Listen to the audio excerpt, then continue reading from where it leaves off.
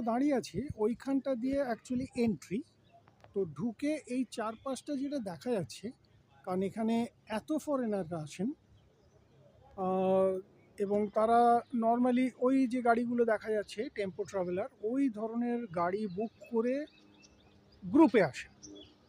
তো সেই জন্য এত বিশাল বড় একটা পার্কিং তৈরি করা হয়েছে যাতে যত লোকই চলে আসুন না কেন, এবং বিশেষ করে 2রা অক্টোবর বা এই ধরনের দিনগুলোতে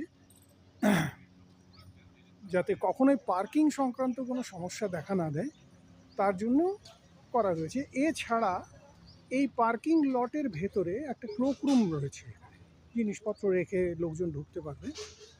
আর ওখানে দেখা যাচ্ছে হ্যান্ডমেড চপ্পল, হাতে বোনা চপ্পল রয়েছে। এছাড়া অনেক ধরনের জিনিস এর ভেতরে থাকে। আর তার পাশে একটা খাবারের জায়গা আছে, এখানে অনেক রকমের খাবার আছে। আর এই পাশে একটা গ্রামোদ্যোগ খাদি হাট আছে, ও পাশে খাদি সদন রয়েছে।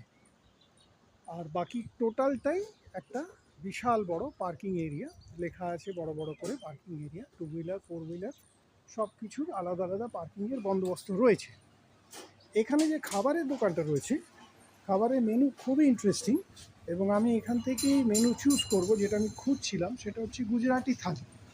আর গুজরাতে এসে, আহমেদাবাদে এসে গুজরাটি থালি না নিলে খাওয়াটা অসম্পূর্ণ থেকে যাবে। ये गुजराती थाली में क्या क्या आएगा दादा? 2 सब्जी आएगी, 4 रोटी आएगी, दाल चावल। अच्छा अच्छा, ठीक है, मेरे लिए एक लगा दीजिए। গুজরাটি থালি অর্ডার করলাম, দেখা যাক এবার থালি এলে তাতে কী থাকে।